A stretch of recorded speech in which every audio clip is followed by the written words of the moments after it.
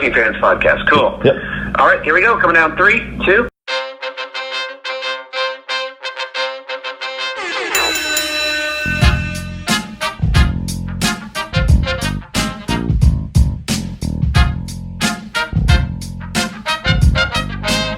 Welcome back for another week of the Working Fans Podcast. This is AJ. I'm the former wrestler. We've got Dave, the ultimate fan, here with us.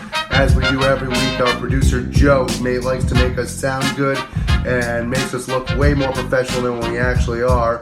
As always, you can find us on Twitter, that's @FansWorking, Facebook, Working Fans Pod. We've got email where you can reach out to us and please contact us to let us know what you think of the podcast and for any ideas that you might have. That's workingfanswrestlingpod@gmail.com.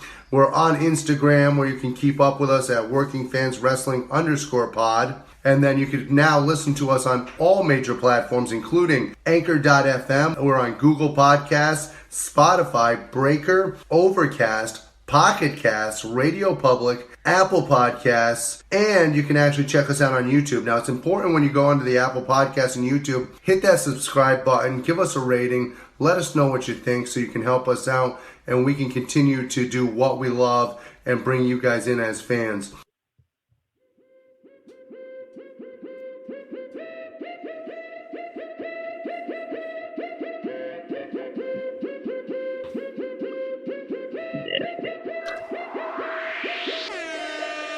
Fans, welcome back for another week of the 5-3-1, where we take our top 5 list on a particular subject, vote it down to a top 3, debate that top 3 down to a number 1 spot. First off, Dave, how are you doing today?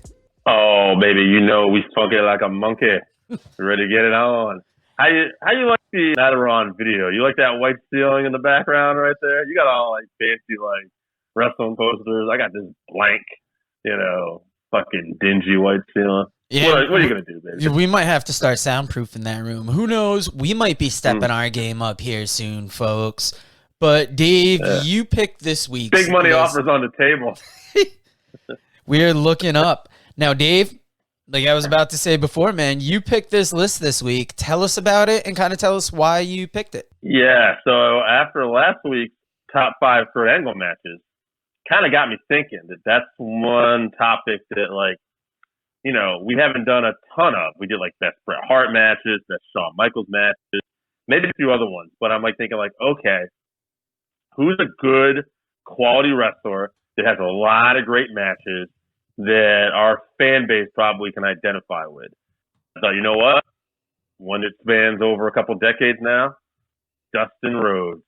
All right, I thought whether he's Goldust, whether he's Dustin, that's a guy that's had a lot of great matches. I think some of our fans who contribute these lists really like his stuff. So I said, let's do it, baby. So I hit you up. I said, Producer Joe, top 5 Dustin Rhodes Goldust matches. What do you think? And you didn't get back to me because you were probably high or drunk or something. So I said, fuck him. I'm just going to do it anyway. And then it was done. I think it was a work day. Could have been a work day. I don't know. I'm babysitting 3 dogs, but we're getting over it. I do remember seeing the list, and I do now remember forgetting to respond. But it's okay, baby. I buried Team 4 here last week. I'll bury more people before we're done. Anybody breathing's about to catch it. But don't catch too far. Personally, let me start off, man.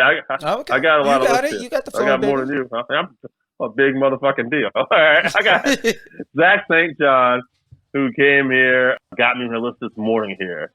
He said, okay, in no order except for Cody versus Dustin at Double or Nothing. Easily my favorite match for both of them. And then he had Dustin versus Bunkhouse Buck at the Spring Stampede, Goldust versus Razor at Rumble 96, the Canadian Stampede in your house match, Goldust versus Randy Orton when Goldust came back, because I remember thinking, damn, he still has it. It was a Raw, I want to say 2013 maybe. And definitely honorable mention, he said, to the Sting Squadron versus Dangerous Alliance War Games match as well, which, I've said before is my favorite War Games of all time.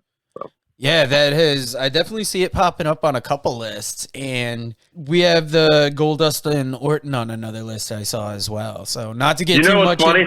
Yeah, that made it on. Maybe it was the list I saw with you, but yeah, I saw that a couple times too, and I'm like, wow. I was like, man, I almost want to go back and watch that. Like, people remember that. And then another one that made our list a couple times. Like, not to get too deep into it, we'll see it definitely. One other point is that Bunkhouse Bunk Ring Stampede match there. So I was like, okay.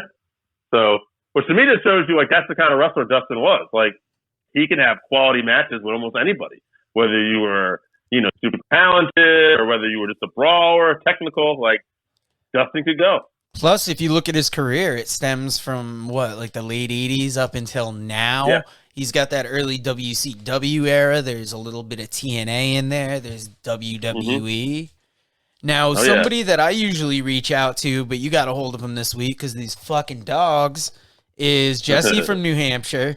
He has the Rhodes Brothers versus The Shield, Battleground 2013, Goldust versus Undertaker, In Your House 8, Goldust versus Piper, WrestleMania 12, Rhodes versus Steamboat, WCW Saturday Night, 116.93 to crown the new U.S. champion, and Dustin versus Cody, Double or Nothing 19. I would have argued earlier that it might just be recency bias that match is popping up, but it's on a lot of lists, so I don't think it's just recency. Nah, it's a match with a lot of emotion. But shout out to Jesse. Actually, when I talked to him, I said it was a really cool that he put that Ricky Steamboat match there from WCW Saturday Night, because that's not a match I think that would be on a lot of people's lists. And he said what triggered him to go watch that was it was the Iron Anderson podcast with Conrad. I guess they talked about what happened with Iron and Eric Watts. They did that angle where Eric Watts put the SPF on Iron at a gas station. Well, on that WCW Saturday Night taping was Ricky Steamboat versus Dustin Rhodes. And so check it out. I haven't got to do it yet, but I plan to. That's where I first became accustomed to Dustin, was in that WCW era when he was the Natural. And I thought he was the best white meat babyface of that time. Really got at it. I think that match on the tractor trailer did him a disservice for his time there. Sure. But it's crazy the long career he's had. Whose list do you have up next? Man, 11th hour. I got him this morning. AJ Strangebrew coming in.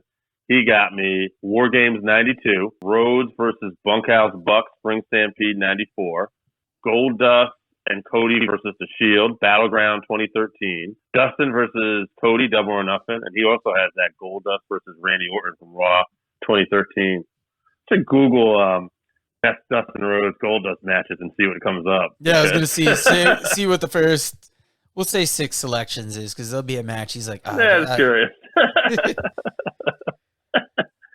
Hey, you know though, War Games 92. I don't think that's the thing Scott Scrodden won, where Dangerous Alliance. I want to say that's a little earlier. That might be one of the Horsemen ones. It's a good question. You want me to get up and get the War Games DVD and check it out? Yeah.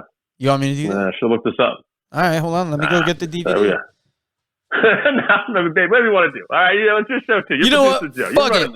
Fuck it. We'll do it live. Moving on. We'll move on to Mike Flynn. He's got Cody versus Dustin, Double or Nothing. Austin LOD, Goldust Shamrock versus the Hart Foundation, Canadian Stampede. Yeah. Cody and Goldust versus Roman and Seth, Battleground. You pick the year. Was that 2013? Is that the Rhodes? Okay, Rhodes versus them. For the Shield? Yep. Yeah, that's been on a few lists here. So, yeah, that might make a cut. That's a couple lists. It's one coming up already here. Sting Squadron versus the Dangerous Alliance, Wrestle War. I'm guessing 92. Yeah. Okay. And Goldust versus Randy Orton on Raw. Yeah, man. It's funny that Randy Orton match and that Shield match keeps popping up. Now, I remember the 2013 match him and Cody had with the Shield, because it was so well done, because the Shield at that time was so well protected. And here we had like Dustin and Cody kind of fighting off in that underdog spot. And it was like, they had a lot of momentum though, because like the fans were really getting behind them. It was like, are they going to beat the Shield? Like, if this feud wasn't happening, like, I don't know if they would, but they had backed them in the corner where their jobs and their careers were on the line. And man, It all came together, and that was when I remember. Now, that Orton match, I want to say, happened a little before that. That was basically Cody had lost to Orton. And in real life, Cody was had just gotten married at that time and wanted time off. So the Authority put a stipulation in there that if Cody lost, he'd be fired. So then Goldust came back to wrestle Orton to try to get his brother's job back. So that's when they had the match. And that's what people were impressed with. Man, Goldust still had a lot of fire left in the tank. Yeah, now, speaking of a lot of fire left in the tank, if you will, baby, I don't mean to cut you off, Joey, but I've been hitching. I got to say this. My man, Randy Oscar, got a list. And you know he's bringing the fire. So we can't wait no more, baby. We can't hold him back. Here it is, baby. Dustin Rhodes versus Cody Rhodes, Double or Nothing. Goldust versus Razor Ramon, Royal Rumble 96. Goldust versus Randy Orton. Raw, September 9th, 2013. Randy bringing the big dates there. Goldust and Cody Rhodes versus Roman Reigns and Seth Rollins. WWE Battleground 2013. And here's one for you. Goldust versus Chris Jericho. WWE Superstars, March 4th, 2010. Motherfucking Randy delivering as always. Wow, he was going deep on the network for that. He always brings the deep cuts. And speaking of deep cuts, we got Scott from Voluntown. He's got Cody versus Dustin, Double or Nothing 2019. Sting Squadron versus the Dangerous Alliance, War Games 92, baby. Canadians. Oh, so it was 92. There you go. Yep. That just answered the question. Canadian Stampede versus the Hart Foundation. We talked about that stacked team. Rhodes and the Nasties versus the Stud Stable, War Games 94. And Rhodes versus Bunkhouse Bucks, Spring Stampede 94. Yeah, it's interesting some of these matches that keep popping up, man. A couple with Bunkhouse. I feel like I'm really seeing that Shield match pop up a lot. Cody and Dustin against each other at Double or Nothing keep popping up a lot. And that Randy Orton match keeps sneaking in there, too. Yeah, I think that's going to be our top three going forward. It might be. Well, you know what? Let me throw you another list. I got Mikey and Fred from the Facebook page. He's always coming at me with that Facebook page. He's got Goldust versus Piper, WrestleMania 12. Cody versus Dustin, Double or Nothing. Cody and Goldust versus The Shield, Battleground 2013. Jake the Snake versus Dustin, September 26, 1992, Deep Cut.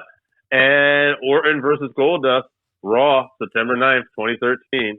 So, once again, I think we do have our final three here. I mean, me and you still got to read our list, but damn. But Deep Cut with the Jake the Snake one. Huh. Yeah, there's a couple matches on these lists I'm going to have to go back and find. I'll bring in my list next. I got Goldust versus Piper, WrestleMania 12. I got the Spring Stampede match, or Canadian Stampede match versus Hart Foundation. I got Cody versus Dustin, Double or Nothing 2019. Rhodes and Cody versus The Shield, Battleground 2013. Sting Squadron versus Dangerous Alliance, Wrestle War. I want to read my list, and I want you to look at your list and tell me what we got going on here.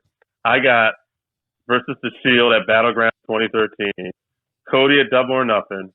War Games 92, Dangerous Alliance versus Sting Squadron, the Canadian Stampede, and Piper at Mania 12. Joe, did we literally just hit every single match? We got every single match the same. That is how in sync the Working Fans podcast is. You come here for consistency. Tag team, baby. Ought to give us a broadcast deal. I don't know. You're going to want us on your TV soon, but now we're looking at top three lists. I think we've already narrowed it down with our list before. How do we move on from there? All right, so just to confirm, we got Cody at Double or Nothing. Yep. We got the match with The Shield at 2013. Yep. And then the Orton match in that Raw. That Raw, yep. Yeah, I'm going to get rid of the Orton match at Raw. Even though a lot of people said that's where it looked like Dustin had it back. Because honestly, it didn't stick out as much as the other two matches did for me. I do remember that happening. I remember that, but to me, there was much more of a build going into that Shield match where Dusty was in the corner as well, and their jobs were on the line against the Shield, who had never lost at that time. Yeah. Maybe they had one, but it was very rare. So I think the other two matches had much bigger stories behind them. And I mean, Cody versus Dustin is one of the biggest things AEW has done to this point, and it's interesting where they went from that match. Yeah, so I'm going to say, I know sometimes we get WWE haters on here and AEW haters and whoever you are. It doesn't matter. I always just try to call it how it is, all right? So how it is in this one is because I think there was a great story for both those matches with the Shield. And personally, I felt something, I remember in 2013 watching that and excited, but feeling what I did in 2019 when Goldust wrestled Cody and the fact that was AEW's first big stage, really, that edges it out for me.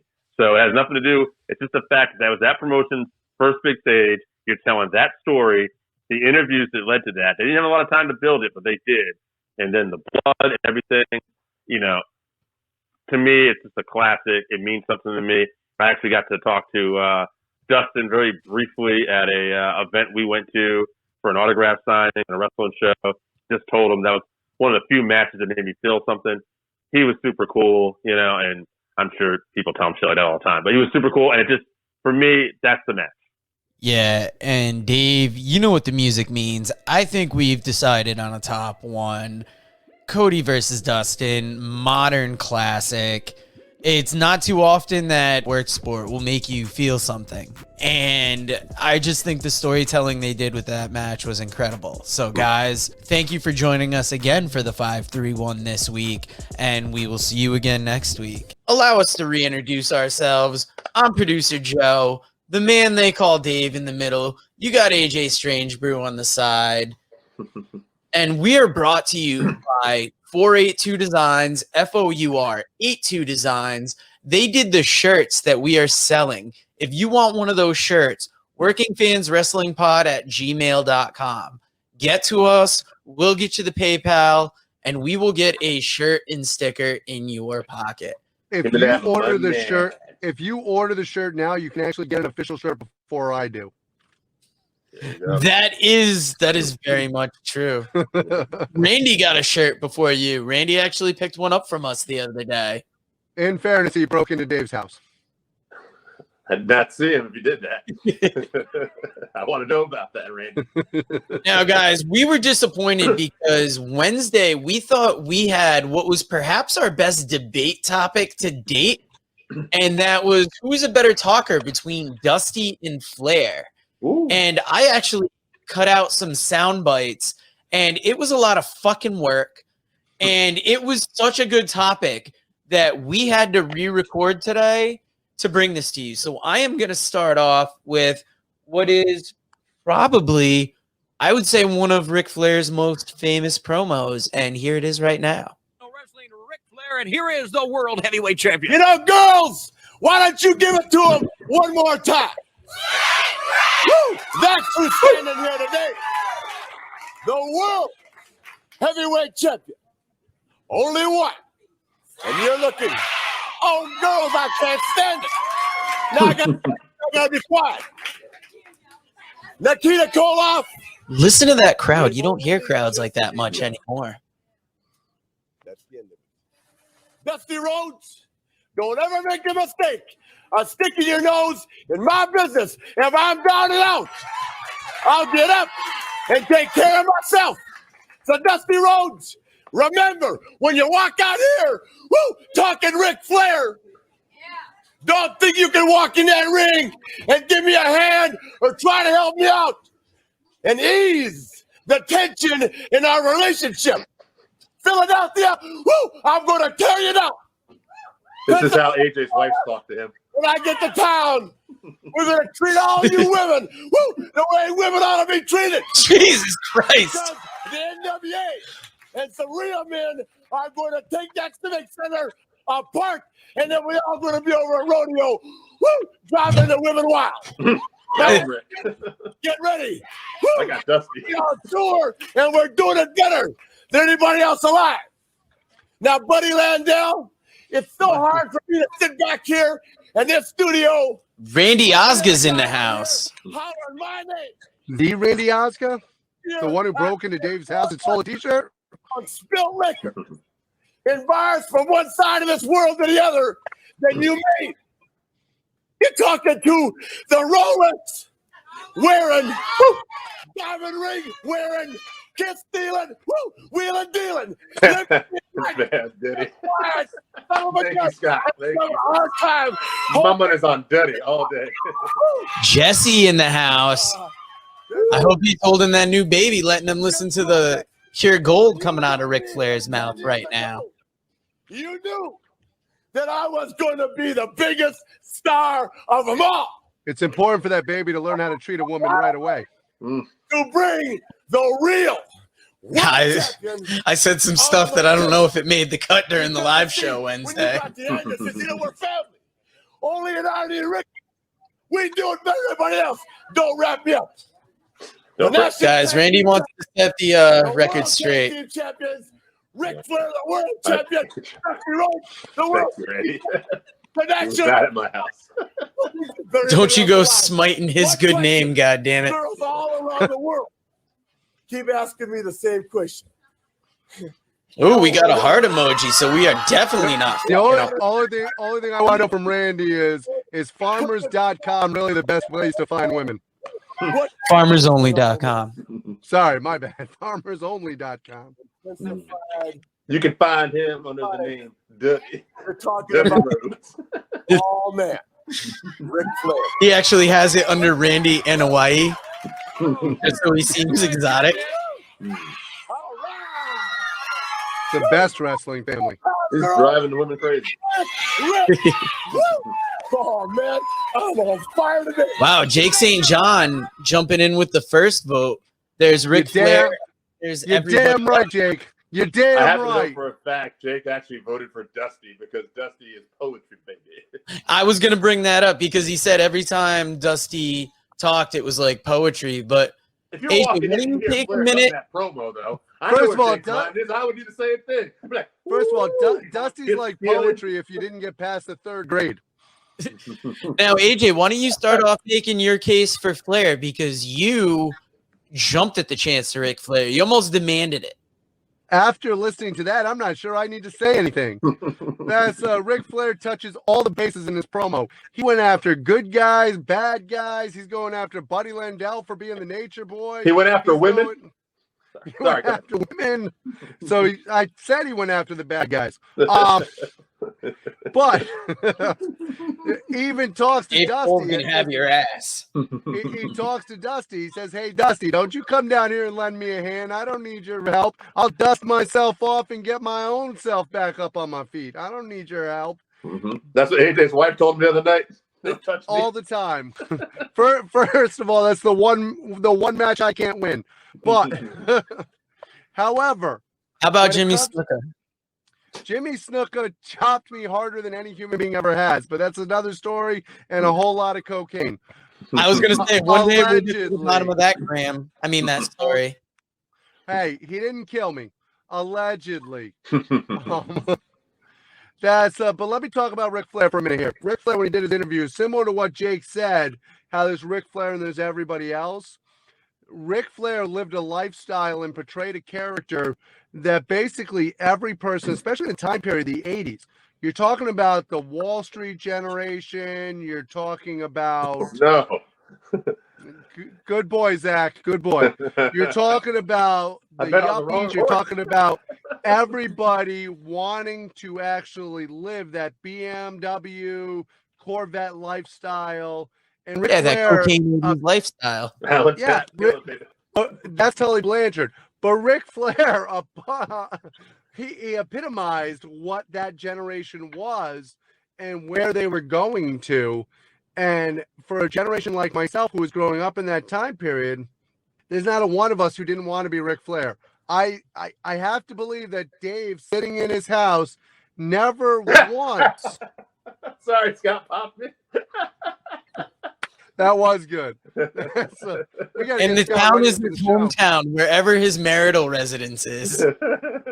Hey, you notice I'm in my studio apartment or my Jeep, whichever one. That's an interesting point there. How many Flair promos there was?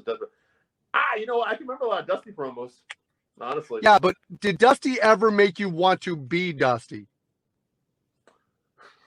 I don't know. I don't know how to get that thing off my belly. Yeah, but hold on. Dusty made me feel more emotion. All right. He Dusty made make you wanna feel be hatred for the Dusty? South. I've never. Yeah, thank you. There we go. Jesse talking about kings and queens. I love it. See, Dusty. Now, I think everybody. one important distinction to make between the two is that Ric Flair was mainly like kind of being braggadocio. It was a lot about him, where I found that Dusty, while it was about him, was also about connecting with the crowd. Flair tended to try and connect upwards, while Dusty kind of connected lower with the common man, the working man, baby. But Flair connected so well that they actually got to a point where he couldn't get booed. He'd come out there and tell you every braggadocious thing on the planet. If guys just sat there going, well, hell, that's who I want to be. And they ended up cheering for this guy.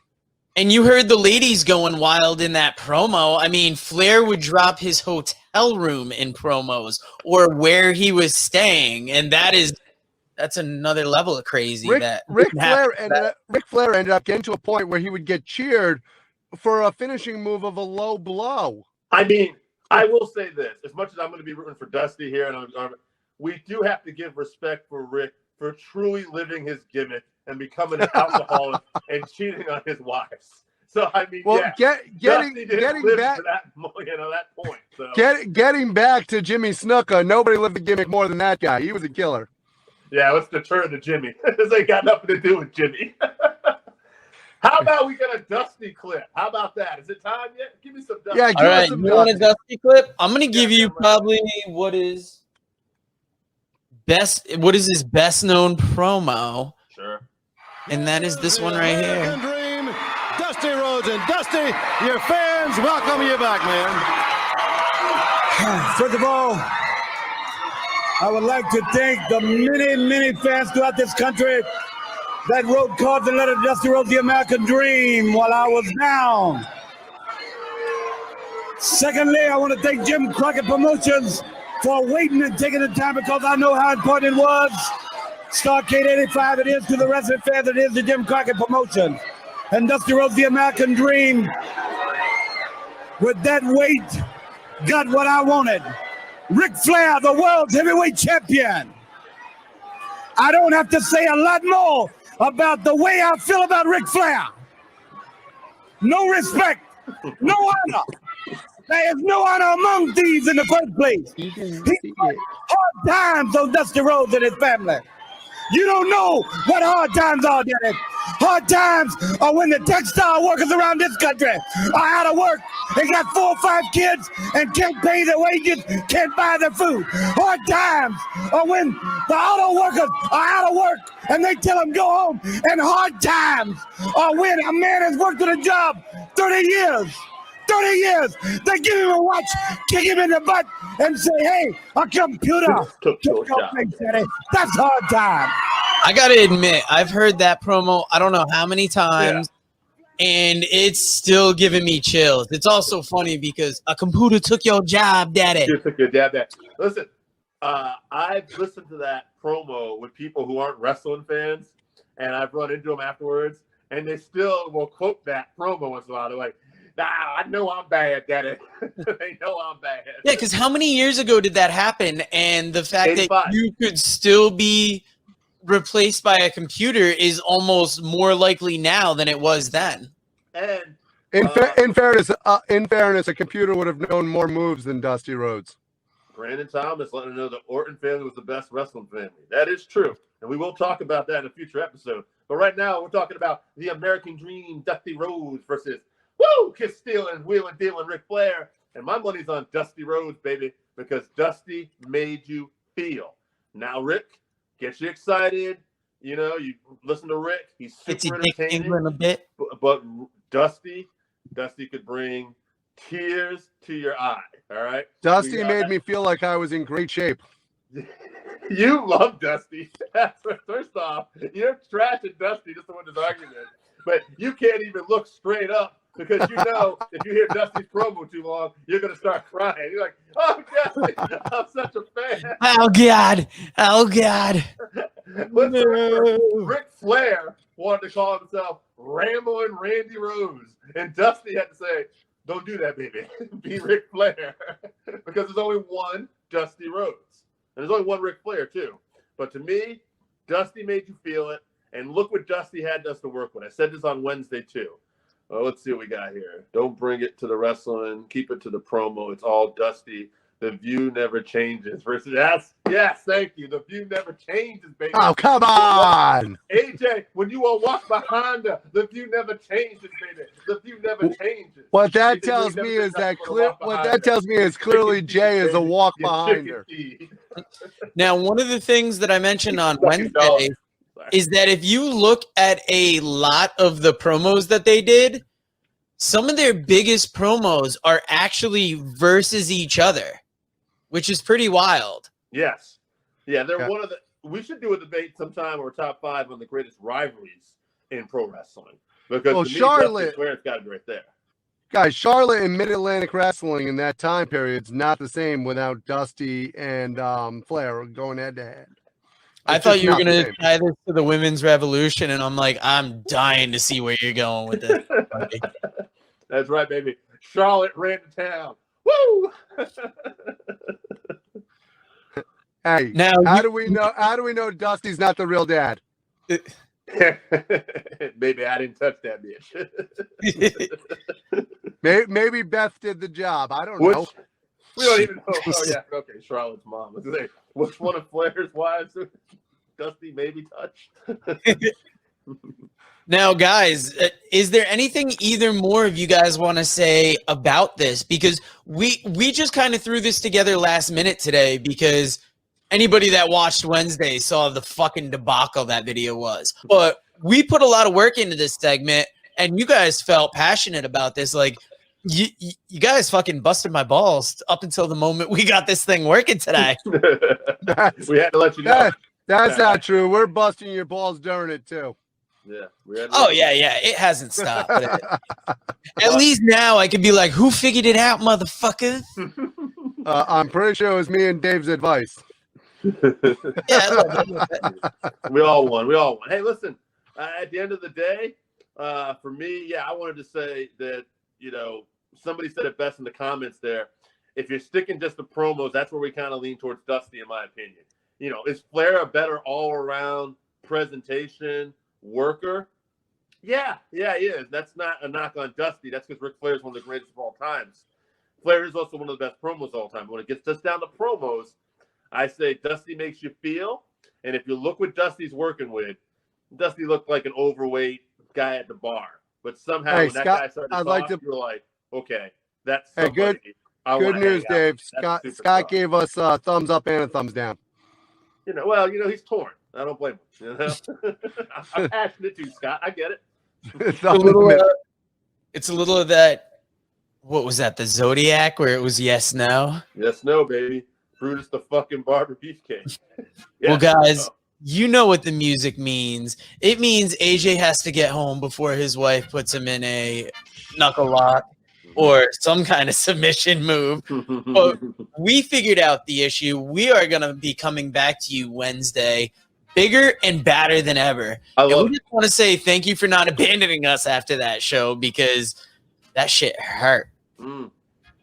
And now you get up close and personal with producer Joe's face more than ever. I know my head feels so fucking big. We'll figure out this whole situation at another time. Yeah, because that's what's making your head big. That damn camera. Camera did me dirty. Yeah, me too. Yeah, didn't they say the camera adds 15 pounds to the head? Yeah, my camera added 275. It sucks. All right, guys, Get rid of that bald-headed guy. We're gonna let Scott get in the last comment of the day. Your head looks so fucking big too. Excellent, guys. Well, the ball busting never ends. It doesn't happen just at the day job. I'm just glad for once he's talking about your face. All right, guys, I'm breaking down. My baby lungs are hurting.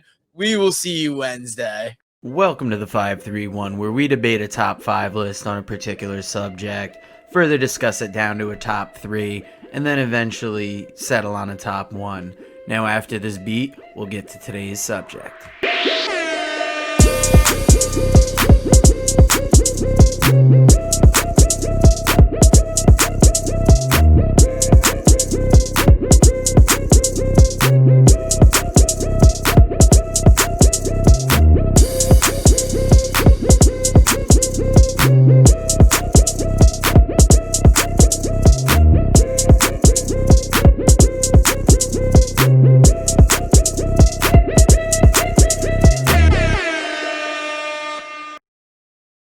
Or driving with one hand. We're back with the Working Fans Podcast, 5-3-1 style. It's the best of Dusty matches. We got AJ Strangebrew. He's driving.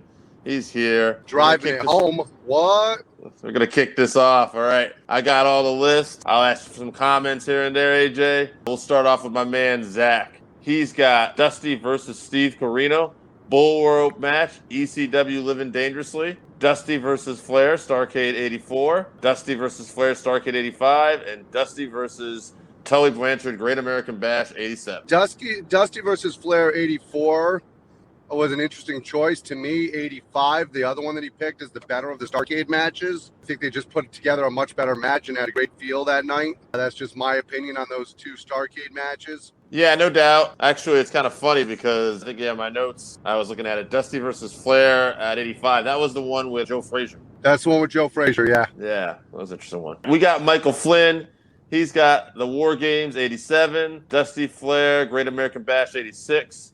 Dusty Iron, Great American Bash 87. Dusty Luger, Starrcade 87. And Dusty Starrcade 85.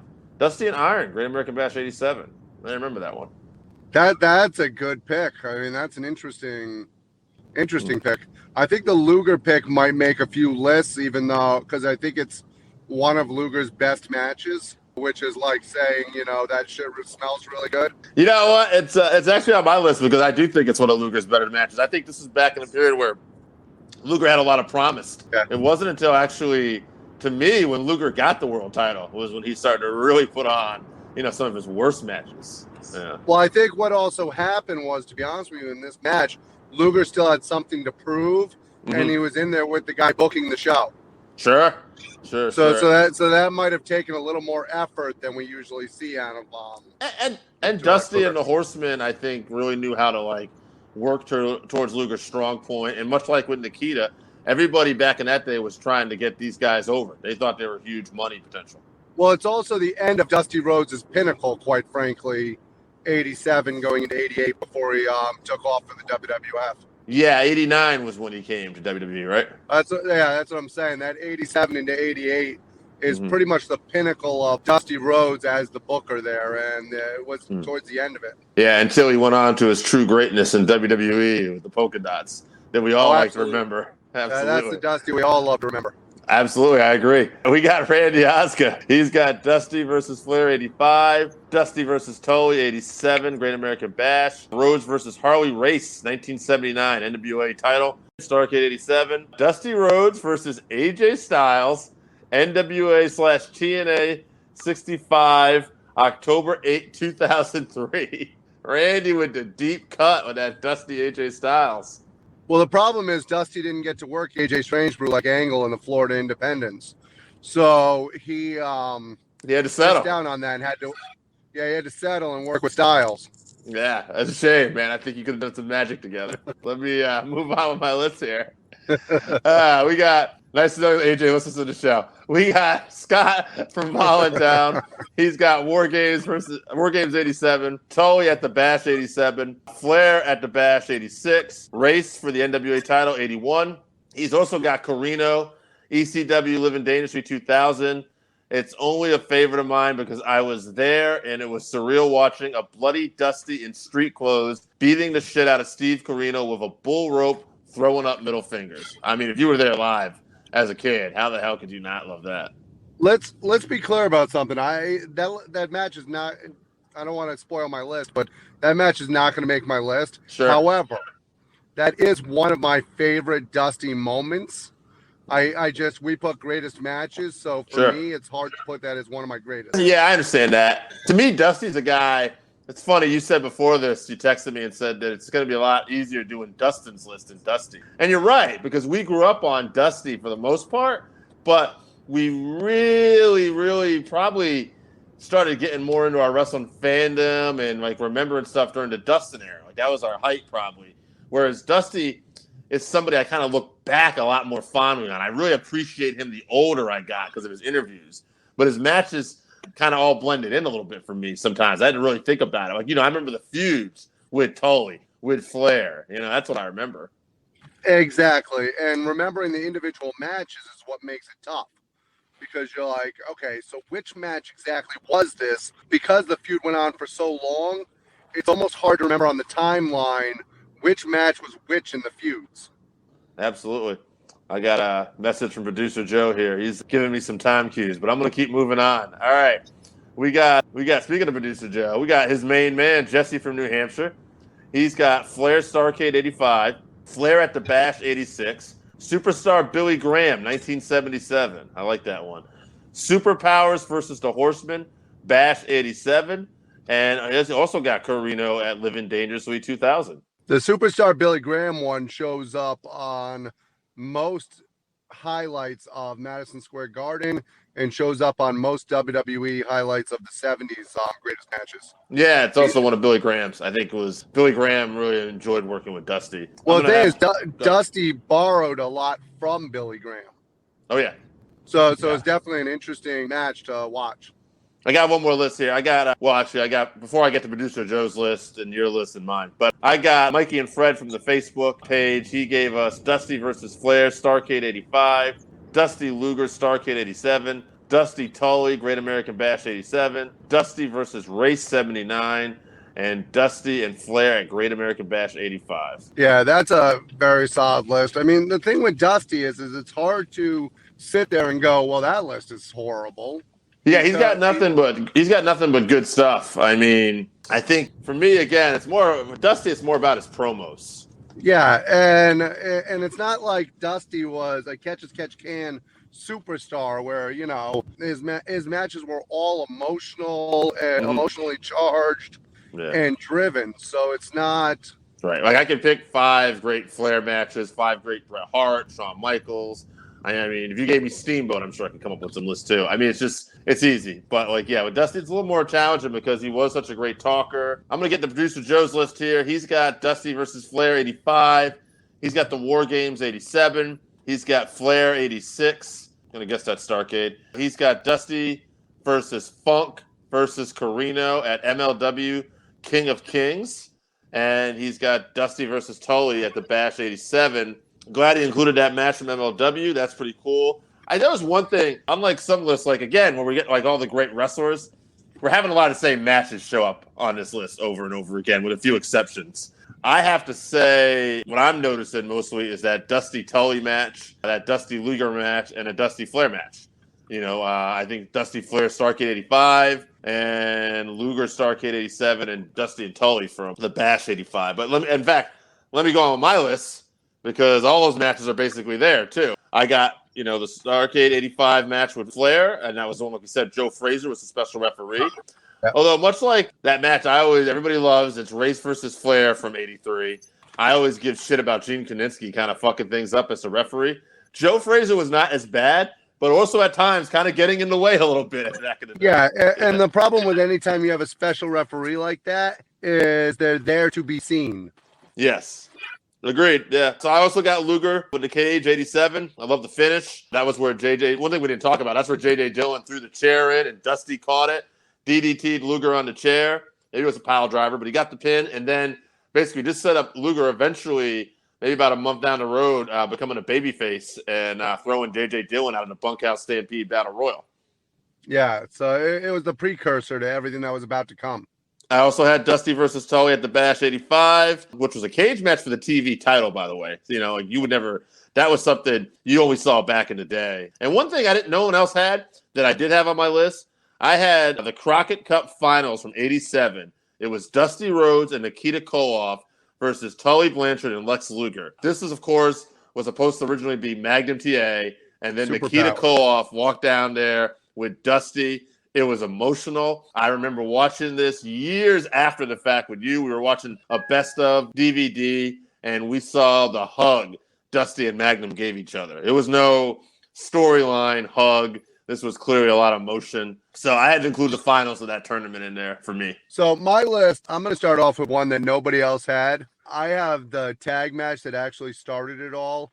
It was actually Duck Singh and Dusty Rhodes versus Mike and Eddie Graham. And it was actually, it's actually from Florida Championship Wrestling. And it's the first time Dusty Rhodes actually turns babyface. There's a miscommunication between Duck Singh and Dusty Rhodes, and Duck Singh is attacking the Grahams, and Dusty Rhodes turns on him in that match and actually turns babyface. And it's the first time where you see the electricity that is Dusty Rhodes, because he had been a heel most of his career up until that point, teaming with Dick Murdoch, working as a bad guy, trying to attack the Grahams, working through the AWA as a heel. And this was the first time where he really came out and did something babyface, and the crowd was just on fire for it, and it never looked back. So to me, that's got to be one of the greatest and most pivotal matches in his career. Other than that, I've got Flair 85 like you do. I've got Tully 87. I've got Race and Dusty for the title in 81. And then I've got, trying to remember the other Flair one. I've got Flair at the Bash. I think that Flair and the Bash in 86 was actually one of the top matches. 86 is such a hot year for wrestling for the NWA. What you talked about before with all the precursors, like you talked about 87 Luger. In 86, they did such a good job of storytelling right from the beginning, where they start building up with Baby Doll and Dusty Rhodes and Tully and Flair, Dusty injuring Ole Anderson, breaking the leg, similar to what happened to him. It's just such a great story year. And then to have it come to a pinnacle at the Bash in 86 with Dusty versus Flair was just great storytelling. So my final three I got here, looking at the votes, I'm going to put that Luger 87 match in there. I'm going to put Tully, like I said, 85, the Bash, and I'm going to put Flair 85, Starrcade. I'd love to have that Crockett Cup Finals, but it didn't get enough votes. So I'm going to say the first guy I'm kicking out of here is Luger. I think it was an interesting turn of events, but I can't really put the match quality, as good as it was for a Luger match, I can't put it in there with those other two. The problem is as good as it was for a Luger match, it just wasn't as good as a Tully or Flair match. Nah, Tully or Flair. I know. Now, I don't know if we're going to debate this one. It's funny. Again, I like the Flair match. Him and Flair had such great chemistry. But maybe I just have an issue with the referee in there. And I love, Dusty and Tully's chemistry. For me, Dusty and Tully is kind of an underrated feud. Everybody puts the focus on Flair, but I love Dusty and Flair's matches. And to me, TV title, cage match, Great American Bash. I love it. Baby Doll screaming, like you said, at ringside. The thing with Dusty and Tully is you can feel the legitimate heat between the two of them. Sure. And you feel the emotional things between them. And I prefer that match over the Flair match for that reason. I actually think that the chemistry is out of this world. And there are some people that'll disagree with that. I would love to see more interaction between Tully and Cody, quite frankly, on even today's product, just because there was such chemistry between the fathers. I mean, the two of them, Dusty and Tully. I can only imagine Tully coming out and talking trash to Cody. Yeah, absolutely. And I mean, at the end of the day, if people disagree with us, they should know not to put us in the 5-3-1 spot. I mean, we're gonna do it every time. Kane's the greatest mass wrestler of all time. I'm sorry, I stand by it. I still remember him as the greatest luchador. I mean, he was a big one. He was a heavyweight. He was a dandy. Yeah, not an El Dandy, but who are we to judge El Dandy? Yeah. All right, on that note, Tully versus Dusty, the Bash 85 is going to win. We're out of here. Working Fans Podcast. All right, so that wraps us up for this week. Thank you again for listening to the Working Fans Podcast. So as always, you can find us on Twitter at FansWorking. Our Facebook page is Working Fans Wrestling Pod. We have email where you can reach out to us and let us know what you think also. That's workingfanswrestlingpod@gmail.com. Follow us on Instagram, workingfanswrestling_pod. And then as always, please continue to listen to us on Anchor.fm, Google Podcasts, Spotify, Breaker, Overcast, Pocket Cast, Radio Public, all your major platforms. If you're following us on Apple Podcasts, which we are also on now, and YouTube, please make sure you subscribe and give us a 5-star rating. It helps us bring you these podcasts where we get to talk to you and talk with you every week.